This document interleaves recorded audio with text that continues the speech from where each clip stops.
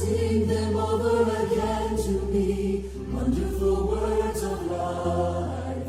Let me more of their beauty see, wonderful words of life. Words of life and beauty, teach me faith and duty. Beautiful words, wonderful words, wonderful words of life. Beautiful words, wonderful words, wonderful words of life. Christ the Blessed One gives to all wonderful words of life. Sinner list to the loving call, wonderful words of life. Oh, so freely given, wooing us to heaven. Beautiful words, wonderful words, wonderful words of life. Beautiful words, wonderful words, wonderful words of life. Words of life and beauty, teach me faith and duty.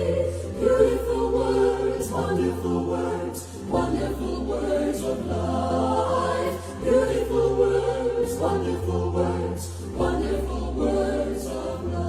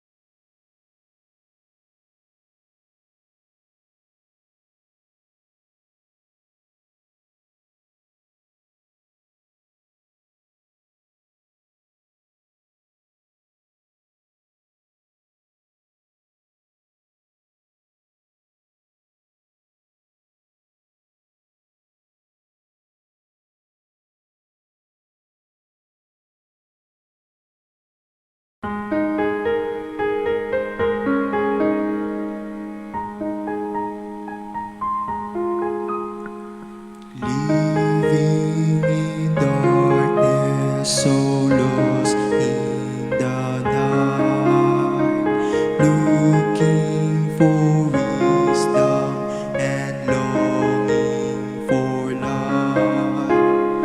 Then God called out to me, look to the sun. There on Mount Calvary, Jesus said, come to the cross, look to the sky, see Christ the Savior, lifted on high, God's holy Son, bearing your sins, come to the cross. That's where wisdom begins.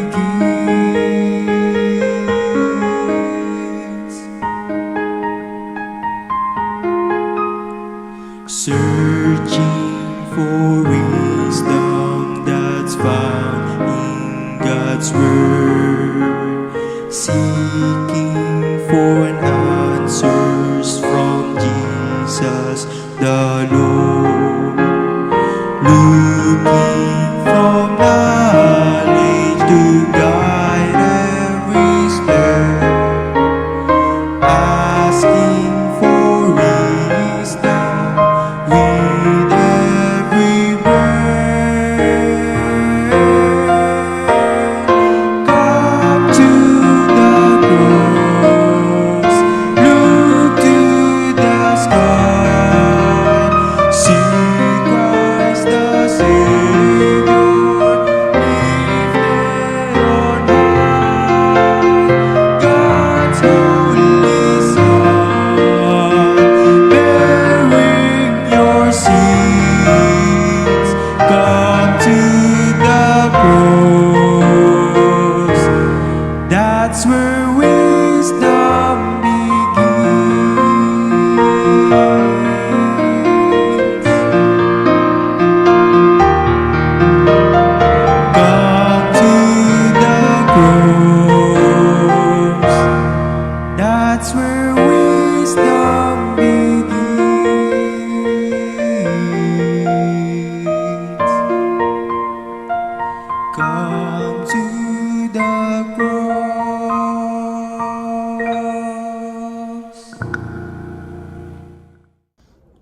po, isang mapagpalang hapon po sa bawat isa. Brother Gerson Darilag po muli para po sa ating online daily devotion ministry, ang salita ng buhay.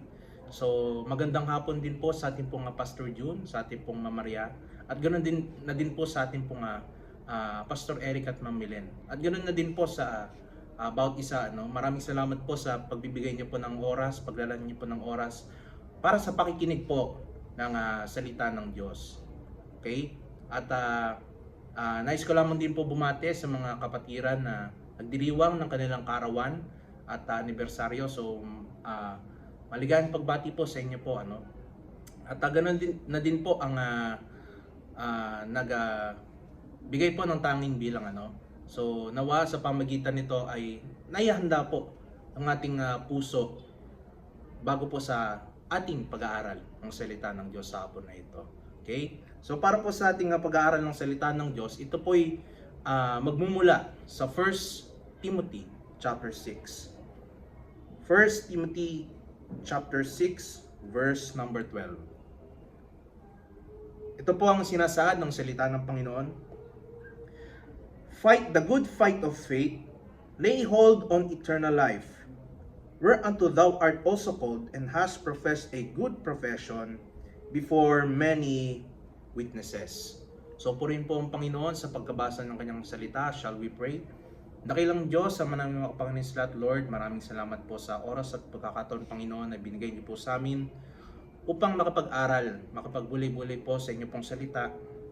At nawa this time, Panginoon, nawa ay patawarin niyo po kami sa aming mga kasalanan na naisip, na salita at nagawa. At ganoon na din po, Panginoon, sa aming pong mga pagkukulang.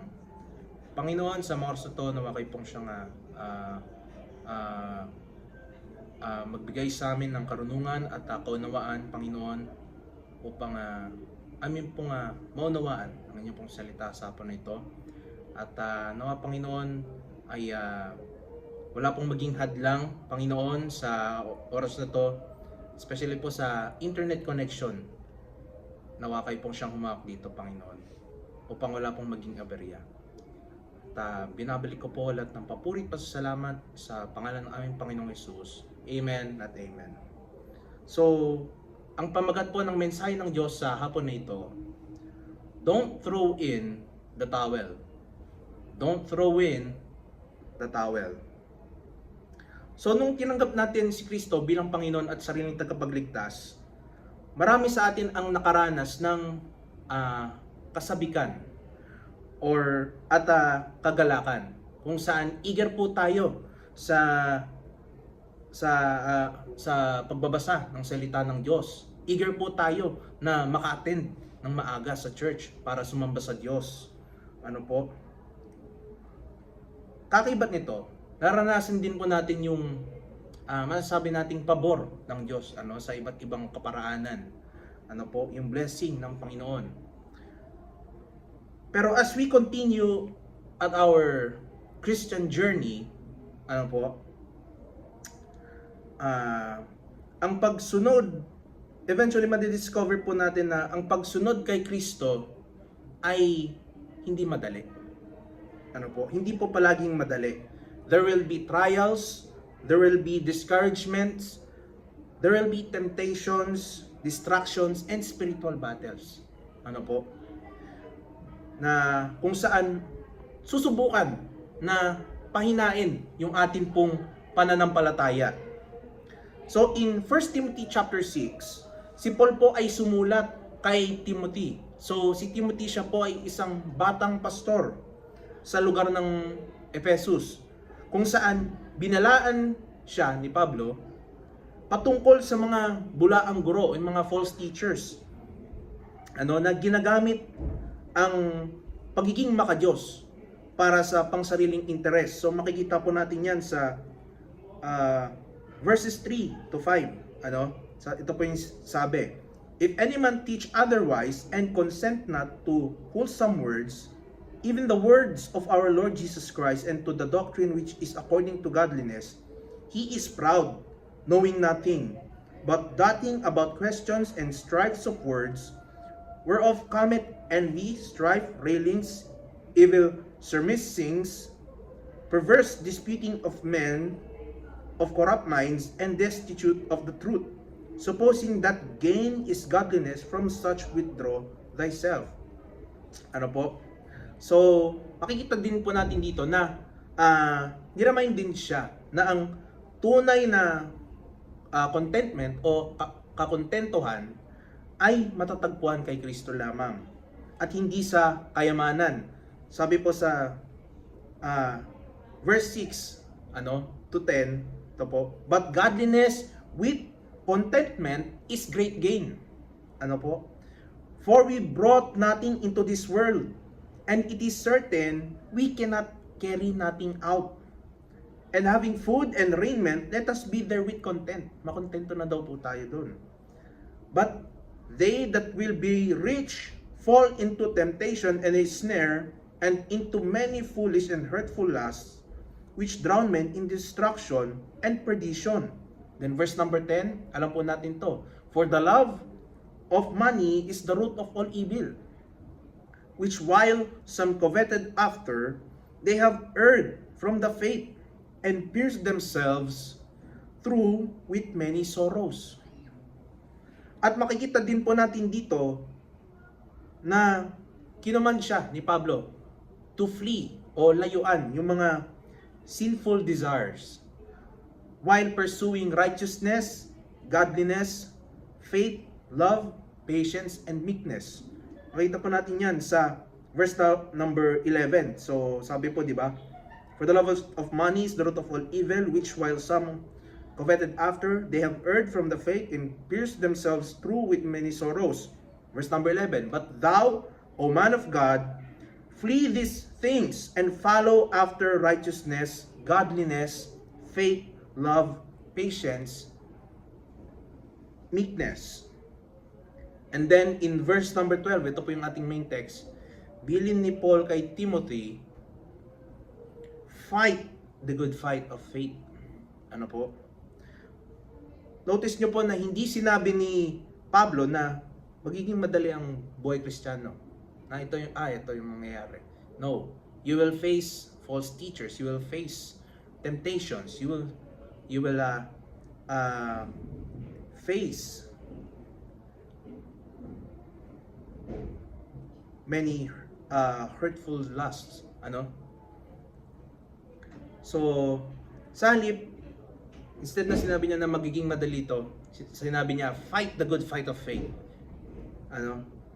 Bakit? Sapagkat ang buhay Kristiyano ay hindi playground. Ito po ay battleground.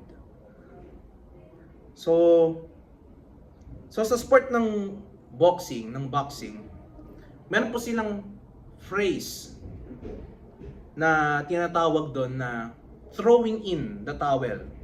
Ano? O pagbato ng tuwalya. So, paano po ito gumagana? Kapag ang isang boksingero ay masyadong nabugbog na at di na kayang tumuloy ng laban safely, yung kanyang trainer ay magbabato ng tuwalya sa loob ng ring. Bakit? Ito po ay tanda ng pagsuko o surrender. Immediately, once natin binaton na po yung towel, immediately matatapos po yung laban. Matitigil po ang laban dahil they have decided to quit. Spiritually speaking, maraming mga Kristiyano ang umaabot sa ganong moment kung saan gusto na nila i-throw yung towel. Dahil sa pressures at discouragements, dahil napapagod na tayo sa paglilingkod, pagod na tayo maglingkod sa Diyos. And maring iniisip na din natin na sumuko na mag-quit na sa ating ministry, sa lakad natin kasama ang Diyos, o iwanan na natin yung ating panawagan. Pero we must be reminded that God never tells His children, us, to throw in the towel. Instead, He tells us, fight the good fight of faith. So, when we feel like giving up, so sa tuwing tayo po ay pakiramdam natin, gusto na natin sumuko, okay, what should we do? Ano yung bagay na dapat po natin gawin? We must do there are three things that we must do. Meron po tayong tatlong punto sa hapon na ito. Kung ano po ba dapat yung ating gawin instead of throwing in the towel. Okay? Para po sa ating main points, don't throw in the towel. Instead, number 1, find God first. Find God first. Hanapin muna natin ang Diyos. So, bago tumutong ang mga boksingero sa ring, sa loob ng ring, sila ay naglalaan ng maraming oras, araw o buwan, maring umabot pa ng taon para mag-ensayo kung saan ito'y pinangungunahan o ginagabayan ng kanilang coach o trainer. At dito natatapos, kapag nandun na sila sa ring, every end of the round, so sa tuwing pagkatapos ng bawat round, bumabalik sila dun sa kanilang corner. Bakit? Para tumanggap ng instructions, ng encouragement, at ng correction mula sa kanilang coach. Kasi di naman nila nakikita kung ano yung nangyayari dun sa loob ng ring. Kung tayo na sa perspective ng mga boksingero, mas nakikita ng coach yung nangyayari. Kung ano yung dapat na adjustments yung dapat mong gawin. So kung di sila makikinig sa coach nila, maaari nila itong ikatalo sa kanilang laban. Ganoon din po sa atin bilang mga mananampalataya. Bago natin subukan na harapin yung mga laban na meron tayo sa ating mga buhay, we must seek God first. We must first seek God. Yes, maring paulit-ulit na natin itong naririnig, pero madalas po kasi tinuturing natin ang Diyos bilang last resort or last option.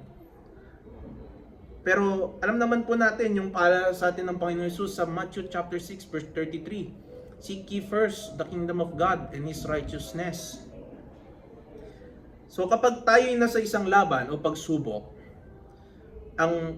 maganda ang unang tugon natin, ang first response natin dapat, okay, it should be seeking God.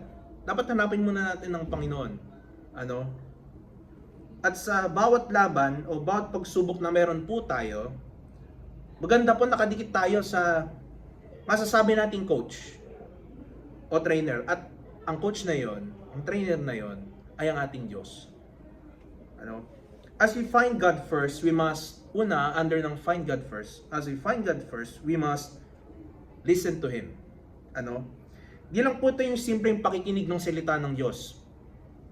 Ito po ay pagbibigay ng atensyon na may pusong handang sumunod sa instruction ng Panginoon. Yes, maraming pong mga tao na every week, Wednesday and Sunday, present, nagbabasa ng Bible, okay? Umattend ng mga Bible studies regularly, yet never nilang inaalaw o hinahayaan ang katotohanan mula sa Diyos na baguhin sila. Dapat para po tayong isang boksingero na maingat na nakikinig sa mga instructions ng kanyang coach, kasi yung next move na ipinapagawa sa kanya ay maaaring makapagdetermina kung ano yung magiging outcome ng laban. Same goes as for us Christians. You must listen carefully to God's voice through His words. Why? Yung instructions niya ay nagbibigay po sa atin ng karunungan.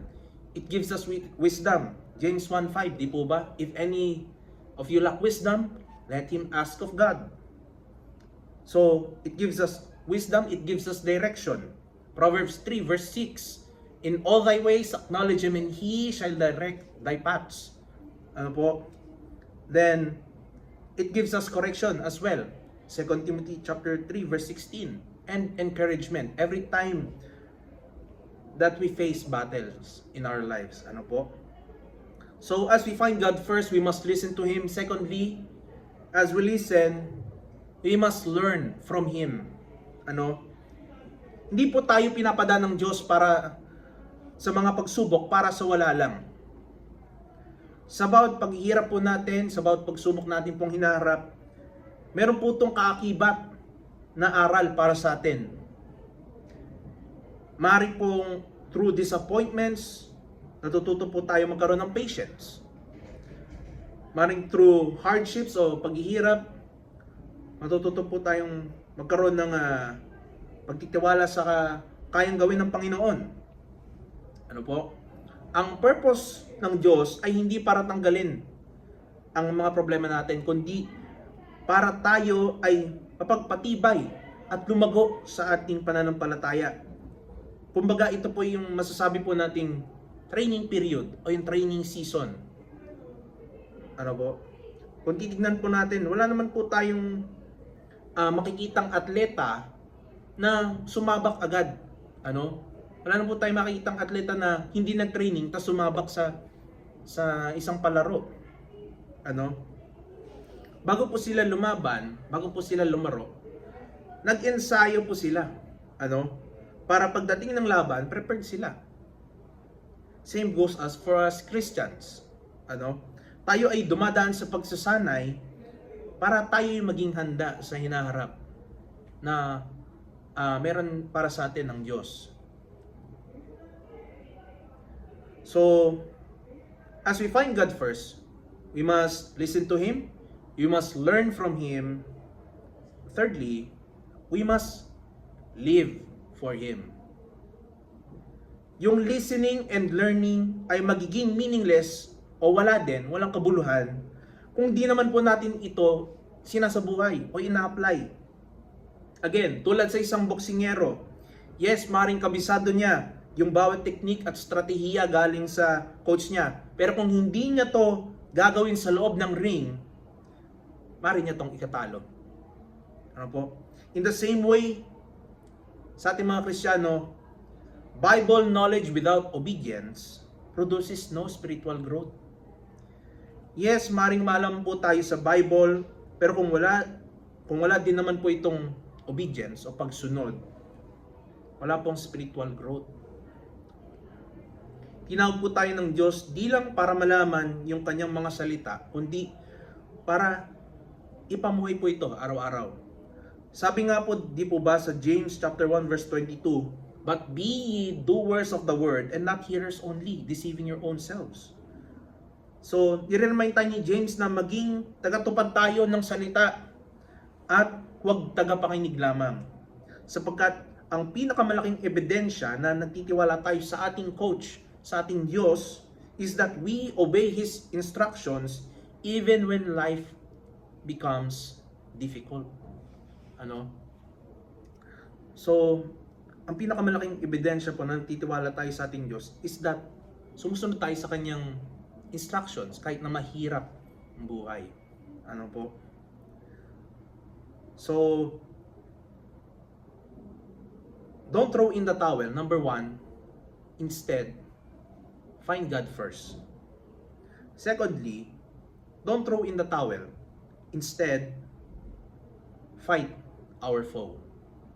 Fight our foe.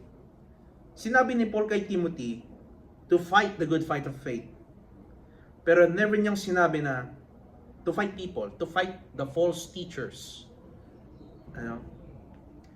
Ang ating kaaway ay hindi yung ating circumstances or yung paghihirap nating kinakaharap, hindi yung kapamilya natin, hindi yung kaklase natin, hindi yung katrabaho natin, hindi si kapatid, or kahit yung mga taong hindi natin kaayos.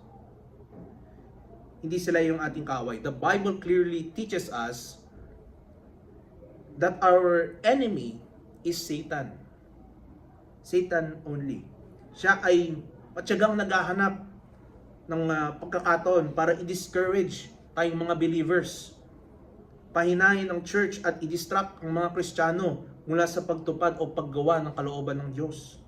That is why Peter warns us in 1 Peter chapter 5 verse 8 to be sober and be vigilant. Ano, maging mapagmatsyag po tayo. Ano? Di po dapat natin minamaliit o ina-underestimate ang kaaway. But at the same time, di po dapat natin siyang katakutan.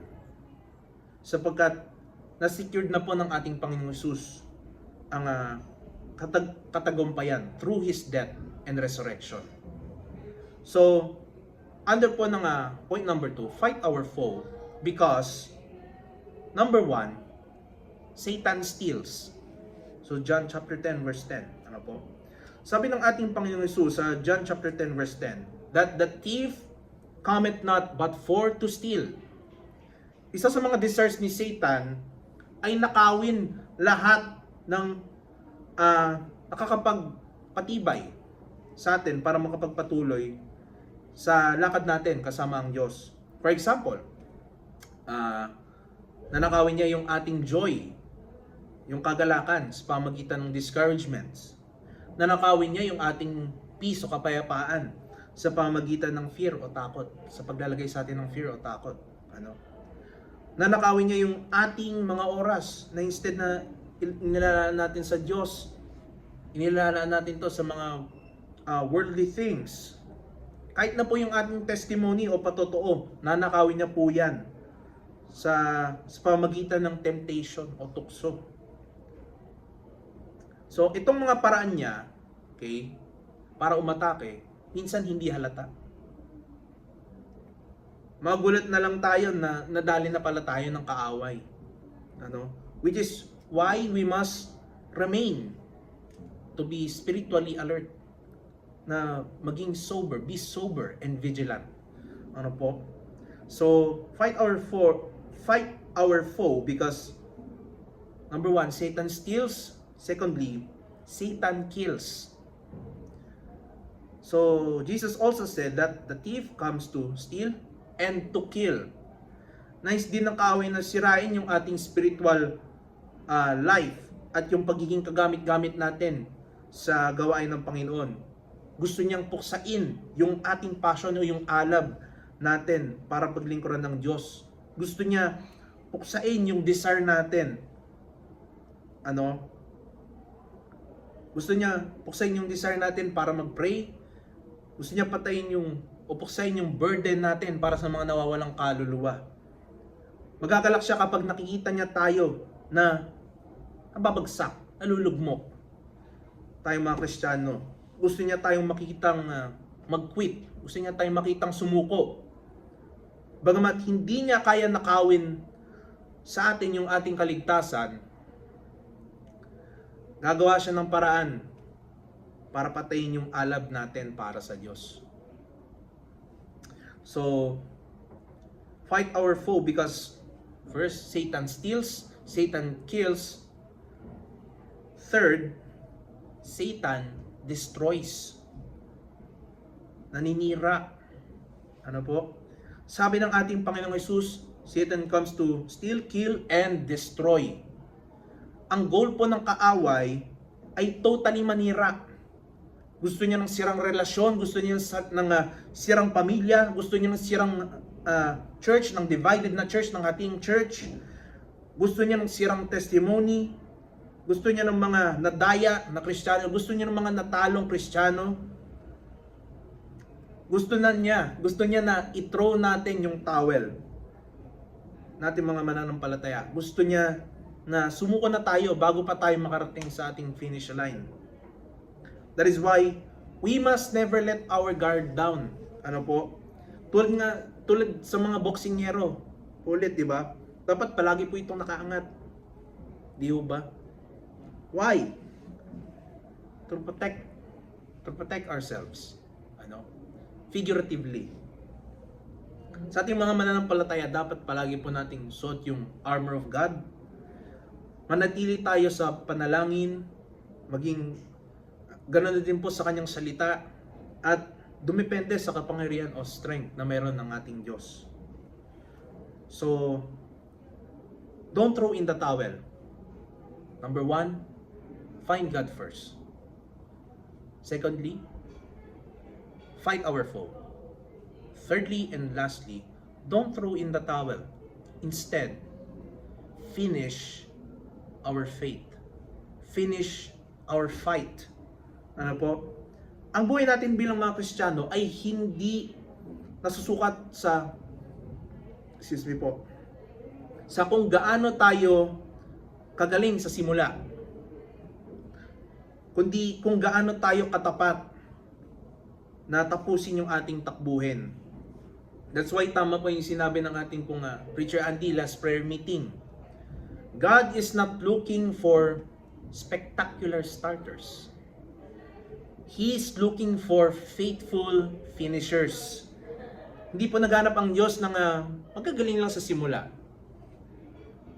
Naghanap siya ng faithful, tapat, na mananapos ng pananampalataya. Why? Kasi ano gagawin ng galing kung hindi ka naman faithful? Ano yung magagawa ng galing sa mga times na kung sakali darating po tayo sa seasons na napapagod na tayo. Darating tayo sa panahon na disappointed tayo dahil sa ginawa sa atin ng mga tao. Darating po tayo sa panahon na discouraged tayo dahil sa mga pagsubok, or even dumating po tayo sa punto na tinatanong natin na worth it pa bang magpatuloy sa pananampalataya? So God is not looking for spectacular starters. He's looking for faithful finishers. Makikita po natin dito si Pablo nung time na malapit na siya bitayin. Sinabi niya with confidence. 2 Timothy chapter 4 verse 7 to 8. Sabi niya po dito, I have fought a good fight. I have finished my course. I have kept the faith. Yung mga salitang binitawan ni Apostle Paul ay dapat maging desire din ng bawat mananampalataya. Ang goal natin ay hindi lang basta ma-survive yung ating Christian life, kundi tapusin ang ating pananampalataya o matapos yung ating takbuhin hanggang sa pauwin tayo ng Panginoon. Whether be it through death or through rapture. Imagine po natin ang isang boksingero na papasok na sa final round. Okay? Bugbog na yung katawan niya, magana yung kanyang muka. He can barely see. At pagod na. Kung tutuusin, pwede na siya mag-quit Pwede na niyang i-throw yung towel. Pero he refuses to do so.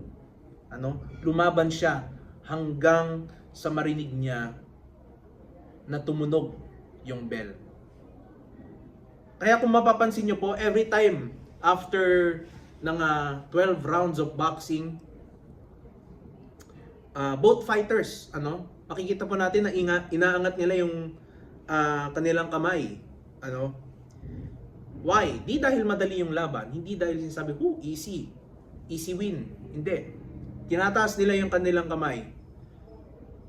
Kumbaga, it's their way of saying na I have fought a good fight. Binigay ko yung lahat ko, binigay ko yung best ko. And that is worth na maging proud. So ganun din po sa atin bilang mga mananampalataya. Isang araw tutunog yung final bell ng ating buhay. Pag pinauwi na tayo ng Panginoon sa kanyang tahanan. At nawa, makatayo tayo sa harapan ng Diyos at masabi ng may kumpiyansa na I have fought a good fight. I have finished my course. I have kept the faith. Para po sa ating pagtatapos, maaaring ngayon tayo ay pagod, maaaring tayo ay sugatan, discouraged, o nalulula, na-overwhelmed sa laban natin dito sa ating buhay. Maaaring nasaktan ka ng mga tao, maaaring nabibigatan sa mga responsibilidad, o natutukso, nasumuko sa paglilingkod sa Panginoon. If that's where we are, kung ganun po ang ating kalagayan ngayon, remember Paul's command to Timothy. Fight the good fight of faith. Don't throw in the towel. Instead, find God first. Let Him guide every step you take. Listen to Him, learn from Him, live for Him. Don't throw in the towel, instead, fight our foe. Remember who the real enemy is and stand firm in Christ's victory. Because Satan steals, Satan kills, and Satan destroys. And thirdly and lastly, don't throw in the towel, instead, finish your faith. Finish your fight. Keep fighting until the Lord rings the final bell. The fight may be difficult. Yes, maaaring mahirap ang ating laban sa buhay na ito. Pero let us be encouraged na hindi ito maglalast forever. Kumbaga season lang po ito. So, maganda gawin po natin. Let us stay faithful. Patuloy po tayo maging tapat sa Diyos. Ang kakaibat po nun, keep your eyes on Christ. Fix your eyes on Jesus. And one day, maririnig natin yung salita na inaasam ng bawat mananampalataya. Ang kataga mula sa Diyos na, well done, thou good and faithful servant. So, don't throw in the towel. Fight the good fight of faith. I hope and I pray, ito po nagsilbing encouragement po sa bawat isa. So, para po sa ating pagtatapos, tayo po'y magtapos sa isang panalangin. Let's pray. Dakilang Diyos, sa naming mga Panginoon sa lahat, Lord, maraming salamat po sa inyo pong salita na nahayag sa hapon na ito. Nawa, ito po'y di nawala ng kabuluhan, Panginoon. Nawa ang aking pong napag-aralan ay ibalik niyo po sa akin, Panginoon.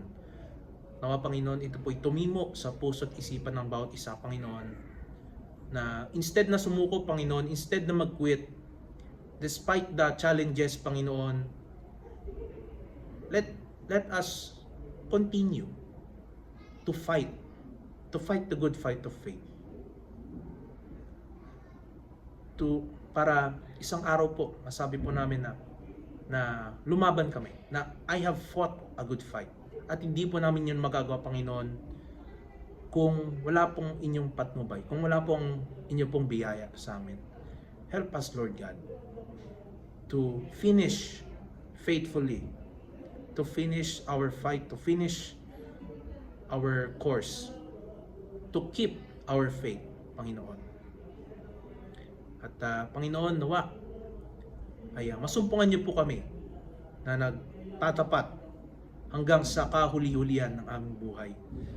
Hanggang sa pauwiin man niyo po kami or hanggang sa inyo pong muling pagbabalik, Panginoon. Ibinabalik ko po lahat ng papuri, pasasalamat sa matamis at banal na pangalan ng aming Panginoong Hesus. Amen at Amen. So, muli, Brother Gerson Darilag po para po sa ating salita ng buhay this Monday. At ingat po tayong lahat. And God bless you all po.